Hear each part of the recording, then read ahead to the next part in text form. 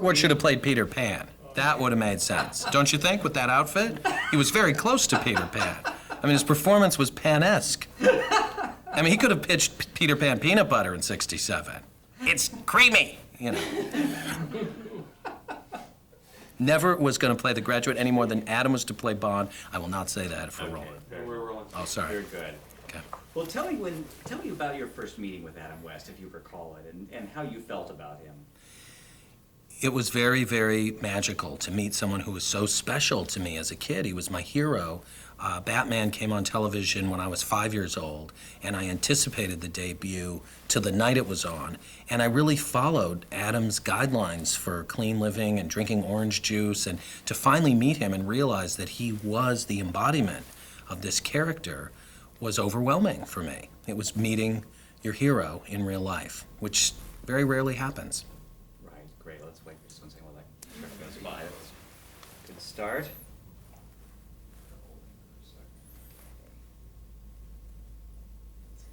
Nice lighting. Well, you were certainly not alone waiting for that air date, that big premiere. And I wonder if you can tell me why you think the nation was so ready to embrace this show, about both the anticipation for the show and then why it was so successful.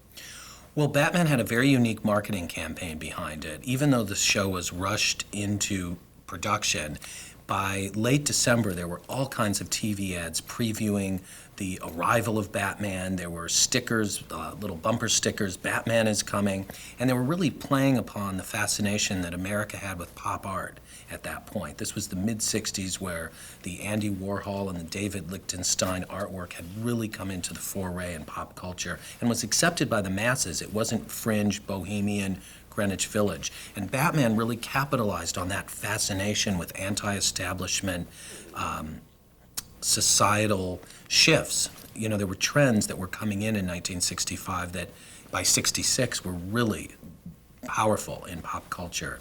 And the premiere of Batman was previewed not only as a new television show, but as a phenomenon. And it quickly became, in fact, a phenomenon. Delivered Absolutely. It was a show that looked like no other. It was a show that had humor and a writing style like no other. It was credited as the first sitcom not to have a laugh. It was credited as the first sitcom not to have a laugh track, which made it very existential. When you watch the show 30 years later, you realize it was timeless. They weren't making reference to the '60s as much as they were an absurd alternative universe that really became more fascinating as the show developed. Great, great. Let's hold and see if they're going away outside. I'd love it if you could talk perhaps just a bit more about the element of satire and how, viewed with a bit of distance, one sees it as a satire society. You compared it to, say, The Simpsons also. Right. Batman, similar to The Simpsons, took elements of adult culture and spoofed them within the context of a children's show. So it was kind of a merging of two extremes, which in primetime television had never really occurred. Comedians like Soupy Sales were known for doing humor that, you know, kind of looked like satire, had a lot of pratfalls, but had a sophistication to it. Batman had that same sophistication. It took the icons from the comic book, Batman and Robin, and then utilized this new pop culture universe created by the writers, principally a writer named Lorenzo Semple Jr., who wrote the pilot episode and several of the strongest shows of the first year of Batman. He really had a take on how to examine these comic book heroes in a contemporary format that also included other elements of pop culture. Perfect, great, thank you. And in Adam West, they seem to have found the ideal Bruce Wayne and Batman. And I wonder if you can tell me why you think he was so perfect for the role. Having seen the shows so many times over the years and being so fascinated by it as a kid, I can't imagine anyone other than Adam taking on the believability factor that he did when he put the Batman costume on. He was Batman. He believed it as much as anybody watching the show, and even in his personal appearances as Adam West, we saw the embodiment of the Bruce Wayne character, which was still something that we linked to the series. So Adam really took the series with him on a PR tour throughout the '60s, and to this day, people still identify with that Adam West delivery, which is so unique, and made Batman an unforgettable character. Right. His whole life seems a journey toward that role, and there were many things he did before that helped just Right. make him ideal. I wonder if you can talk about how his early work in radio, perhaps, and his voice. Yeah, certainly developing his voice as a radio DJ. I think he was a jazz DJ for a while in Hawaii, and that's a great love of his, is jazz music. But it enabled him, as a jazz DJ, to probably develop a mellifluous, soft style, as opposed to a rock DJ of the same era who would have been hyped up in the late 50s, playing Elvis and Bill Haley records. So I think that Adam's voice style was probably developed even before he was known as a television performer, which in the early 60s he did a lot of dramatic work. He was not really limited to comedy prior to Batman. He was on a show, The Detectives. He was in a movie, Marriage of a Young Stockbroker. He was really doing serious work, which in essence developed the serious side of the Batman/Bruce Wayne persona. The thing that made it so funny is that he was so serious about it. He was playing a very straight, groom and clean, Vitalis, 60s kind of guy thrust into a teenage world, not just with his sidekick Robin or his sidekick, not just his sidekick, pardon me, I just blanked on his name. Dick Grayson. Dick Grayson, how stupid. Not just his sidekick, sorry. Not just his sidekick, Dick Grayson, but all of the teenage elements that were woven into the fabric of the show, having rock stars appear and clashing the culture. Even the Aunt Harriet character, which was developed for the TV show, but was also in the comic book, kind of added that element of Andy Griffith's show to Batman, because we kind of thought of her as Aunt B, supervising the shenanigans of Bruce and Dick in the mansion. And it just had a lot of layers, Batman. But going back to Adam West, I think his dramatic talents as an actor were very evident in his portrayal of Batman. It was not a one-dimensional children's character, the way he played it. It had very existential underpinnings, almost like a character out of a Harold Pinter play. Wow. Not to make a highbrow reference that your target audience won't understand. Oh, well, let's... Good. Great. Speeding? Did Adam ever talk about what got him interested in acting? I think Adam was just a natural performer. He has the kind of chemistry. His personality is so magnetic that I think whether it would be in film or television, he's a performer that once you've seen him, once you've watched him, he's very memorable. He has tremendous charisma. He's obviously a very handsome guy, and he just has a lot of what we always refer to as star quality. Right. Evidently, his mother aspired to be a performer and was not successful, or didn't really have the breaks or the chance to do that. And Right. I wonder if you'd feel comfortable saying that his mother was had a very larger than life acting out kind of personality, and he credited her as being an influence and seeing how that kind of that acting out got people's attention. The question goes to his mother, in other words? Yes. How did his mother's personality influence Adam's interest eventually in being a performer? I would say that his mom probably gave him the sense of frivolity and the sense of wackiness that made him so unique, because here's a guy who's 6'3" and very husky and looks like a leading man, but he had the charm and the innocence of a boy, and it was an interesting combination, those two opposing forces that really worked to put him in indelible roles.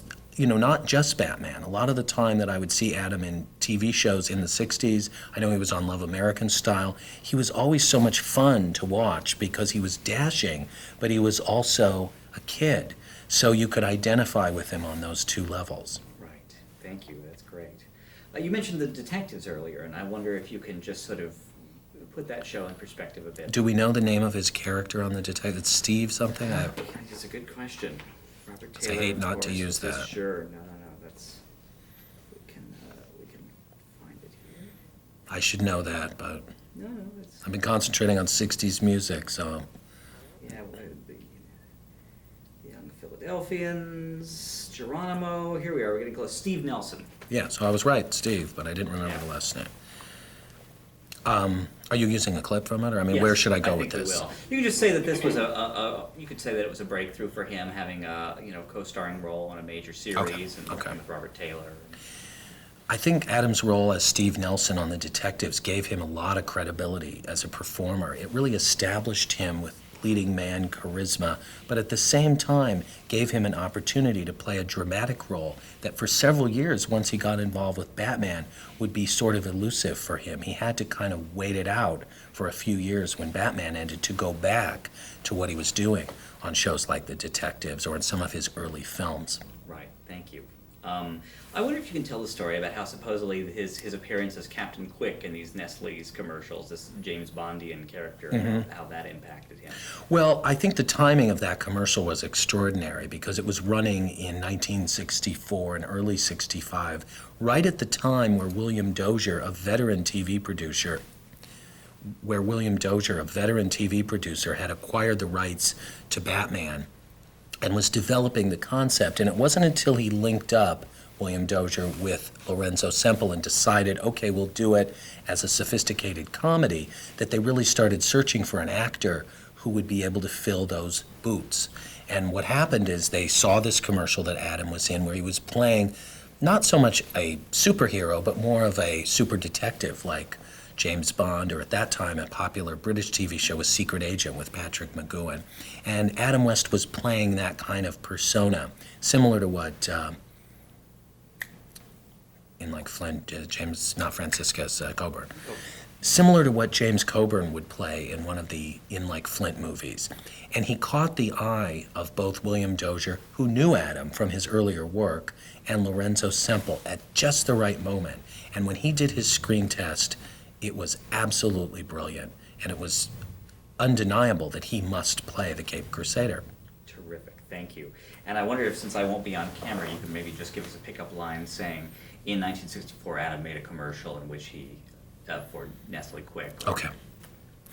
In 1964, Adam filmed a commercial playing a character, Captain Quick, where he was sort of a James Bond super spy introducing himself as a larger-than-life hero. And this caught the eye of the executive producer of Batman, William Dozier. Perfect. Thank you, Hal. That's great. Right around that time also, Adam went to Italy and made The Relentless Four. And evidently he was offered some other films. And Right. I wonder if you could just say that film was successful and that he was offered these other roles and he considered doing something that Clint Eastwood was doing at that time. and At that's that Stay point, There. you mean? Yes. Okay. So, what was the film that took Adam? Which is the one you want me to mention? I'm The sorry. Relentless Four Okay. was the one he went In for. '64. Yeah. Is that the year? Yes. Okay. What was the film that Adam made in Italy? The Relentless Four, which back in 1964 was quite a shift away from what we'd see from Adam West as Batman. But he was still, at that time, establishing himself as a dramatic actor. And I think that's probably the pathway that he would have traveled if Batman didn't come along a year later. Right, great. I wonder if you'd mind just saying, after the film came out, after The Relentless Four was released, they offered him some other films, and he thought about doing it, and then came this call from his agent. After The Relentless Four, Adam was offered more work to do these spaghetti westerns in Italy, but having family here in the United States and not really wanting that persona to be his trademark, I think Adam felt some kind of premonition, knowing that there was a bigger role that would create a legacy for him just around the corner. Great, thank you. And how did the success of Batman impact his life? Give me some examples of the pros, the cons, any extreme stories you can give me. He certainly, is candid about sharing a lot in his book. Adam was thrust into the kind of celebrity that during the 60s was reserved for the Beatles, James Bond, probably the Monkees for a year or two. He became an absolute icon, not just to children, but to college students, to adults. He captivated America and eventually the world with this portrayal of Batman, whom so many of us remembered or knew from the comic book, but we never saw a real human being take on this extraordinary character the way that Adam did. Within a week of that show premiering in January of '66, Adam was a celebrity all over the world because his take on the character in the first episode, I mean, this guy lined up for his first race in the Olympic trials and he broke the world record because when he came into the nightclub with Jill St. John and the bartender said, "What can I get you? Fresh orange juice?" And you knew that Adam was hip for being square. And people identified with that much in the same way they did Woody Allen in the 1970s. Interesting, interesting, perfect, and thank you That's for why the I'm here. specific example. On a personal level, I wonder if you could tell me how, as he talks about it, just he couldn't even go into a restroom without women being there for him. He couldn't go. I'd love if you could tell. This is something I'm sure he told you. Oh, this is yeah. It's He in failed to his mention it book. was a woman's restroom. Oh. That might have made it a little easier if he had gone in the men's room. Or perhaps the one I'd love No, to I'm tell, kidding. actually. I don't mean to take away from No, his no. glory. I love the man. The one I'd love to tell is that when we're coming on to him, that he and Frank Gorshin caused such a commotion when they went to an orgy that they got thrown out. I wonder if you can tell that in a sentence or two, because that's in his book. Stephen, I was carrying a billy club for most of the 60s. No, I think that let me start fresh. Adam became such a worldwide hero, a real life hero, that women, children were flocking this man as if he had the superpowers of Batman. People believed that he was Batman.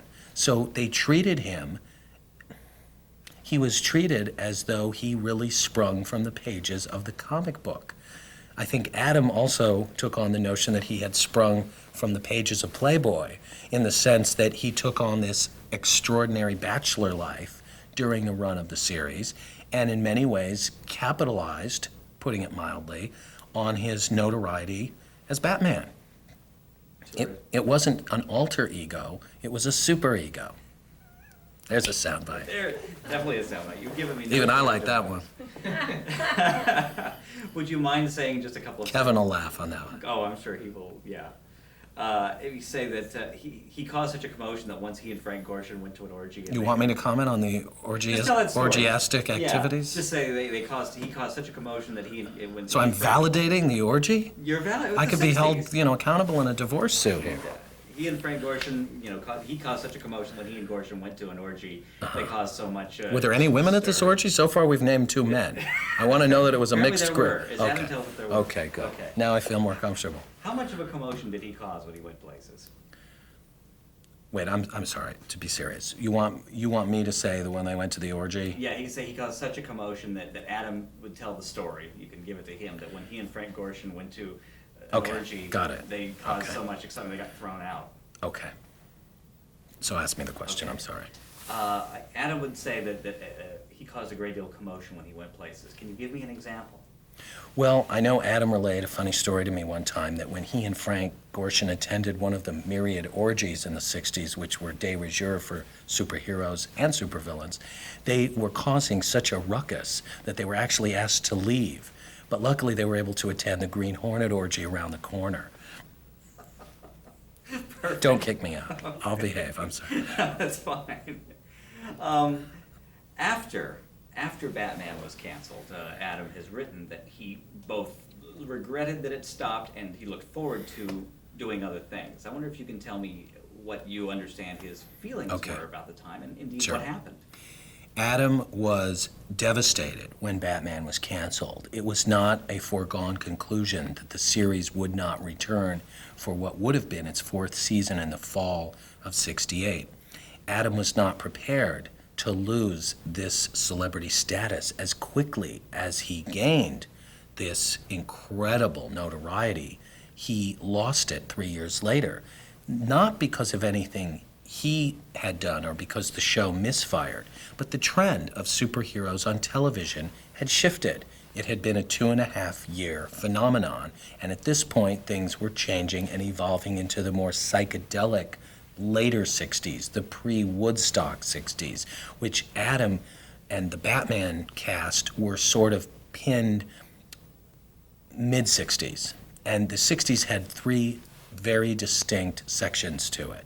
The early 60s being the innocent soda fountain, almost post-50s, 60s, mid-60s Batman pop art, colorful, color TV 60s, and then the last part of the 60s, which was psychedelic, drug-influenced, the development of the mid-60s culture into the harsh reality that became All in the Family and what were called reality television shows.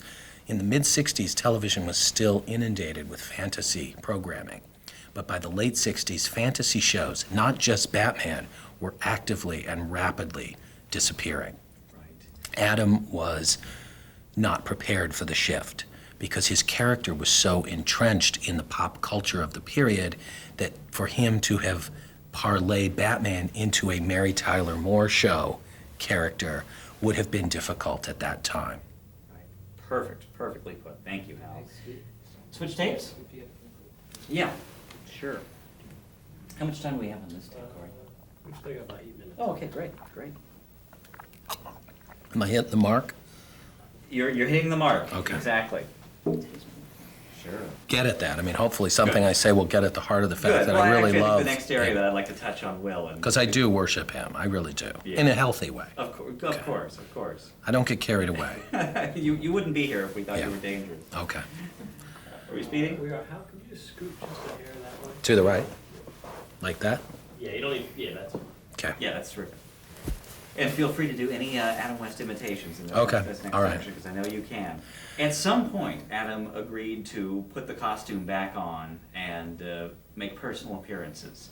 And he describes this in his book as, he said, as the whoring period, Mm-hmm. And tell me about how he evidently felt making these appearances at, rodeos and circuses and conventions in the early and mid-'70s.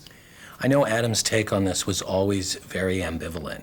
He would make allowances where he would wear the costume, but oftentimes would place restrictions. I'll wear the cape, but not the cowl. For the cowl, I need a jaguar. And then they'd end up getting a live jaguar from the zoo, at the personal appearance, and they had to put the cowl on. But a lot of times he would say, I will wear the costume, but only as a tribute to the character. I will not play the character. No one wanted to see Adam as Adam West wearing a Batman suit. Now, the distinction is not clear a lot of the time between Adam and Bruce Wayne because he really embodies this persona. So when he put the costume on to make personal appearances, people would only relate to him as Batman that they knew from the TV series. So he wasn't able to keep the two characters separate. And I know one of the main issues that he had to deal with making these many personal appearances over the decades was protecting my identity as a citizen, as Adam West, when in essence, Adam West is really Bill Anderson. So even Adam West, like so many actors, was a pseudonym, was an alter ego, which became Bruce Wayne. Am I going in the right direction with No, this? I'm just thinking he's Bill Anderson who became Adam West, who's Bruce Wayne. Who's Right. I Batman. think I'm on to something interesting Yeah, and it's like- worthy of psychological Right. exploration, but I don't know that I'm saying it right. No, let's talk specifically about one of these encounters. It's the one he described as a sort of defining point, the one in Evansville, Indiana. The And this infamous was- cannon shoot. Right, but that was during the run of the series, if I'm not mistaken. No, Right? evidently, he describes it.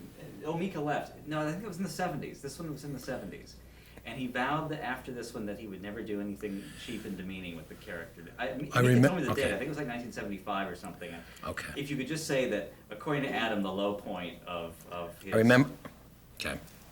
I remember Adam relaying the story to me that in the mid-1970s, the lowest point for me was being shot out of a cannon, which was kind of a heroic adventure as far as I was concerned. But to Adam, it meant that he had been reduced to mere carnival fodder and wasn't taken seriously as an actor, which has always been important to him. And his brilliance in the series was his serious approach to the absurdity. Great, excellent. Thank you. And I wonder if you can say just sort of straight that as he sat... Did I hit that one, though? That's fine, that's great. No, Okay. just even we could say a little more about it and say that as he was I'm trying not inside to the- make fun of him. That's No, what no, I because know. I'm conscious of that. Yeah, here's one Because I can point. do that to make us laugh, but Right. then it's not fair to This him. one I think is sort of pathetic, and him saying that as he describes, he was inside the cannon thinking, what went wrong? You know, how did I end up here? I will Okay. never do this again. And I wonder if you can, how did he, and since we won't hear me, maybe you could just set it up. How did he feel when he went into that situation? I'm sure that Adam must have felt saying to himself, here I am in this embryonic chamber. How about without the voice? Okay, sorry. Okay, that's okay. In my opinion, in other words. Yes, or as Adam has said that he felt this Okay. way.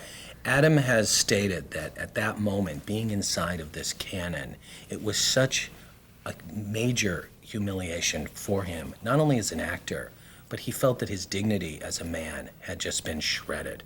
And it took him a long time to bounce back and realize that he was a folk hero.